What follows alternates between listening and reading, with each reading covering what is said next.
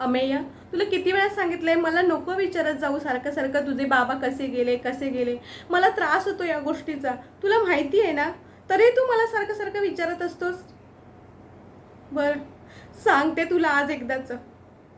तू ना अगदी छोटा होता, अगदी एवढूसा होता रे, 1-1.5 वर्षाचा. आणि तुझ्यासाठी केलेला नवस फेडायला तुझे बाबा आणि मी अक्कलकोटला जात होतो.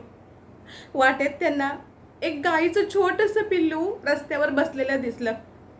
त्याला वाचवण्यासाठी, त्याला बाजूला करण्यासाठी म्हणून तुझे बाबा गाडीतून उतरले आणि मागून येणाऱ्या गाडीने जोराची धडक देऊन त्यांचा तिथे जीव गेला रे. तू लहान असतानाच तुझे बाबा आपल्याला सोडून गेले. मी त्यांच्या सोबत होती, अगदी तू एवढूसा होतास, पण आपण काहीच करू शकलो नाही. त्या गाडीची धडक इतकी जोरात होती ना की अगदी त्यांचा त्या क्षणी जीव गेला.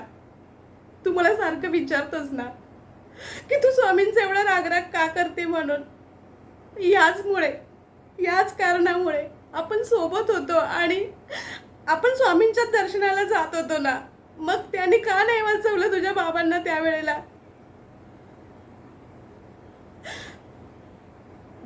तू एवढूसा असल्यापासून मी एकटीने तुझा सांभाळ केलाय. आज तू एवढा लहानाचा मोठा झालास, पण तुला वाढवण्यासाठी मला किती कष्ट करायला लागलेत ना हे ते फक्त मलाच माहिती आहे. तुझ्या बाबांनी ना खूप साऱ्या गोष्टी तुझ्यासाठी साठवून ठेवलेल्या, घेऊन ठेवलेल्या, खूप विचार करून ठेवलेले.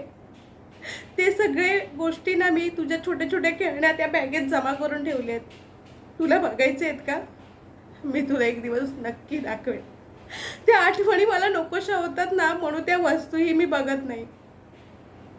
आणि आता मला परत विचारत बसू नको की माझे बाबा कसे गेले कसे गेले. मला खूप त्रास होतो रे या गोष्टीचा, खूप त्रास होतो.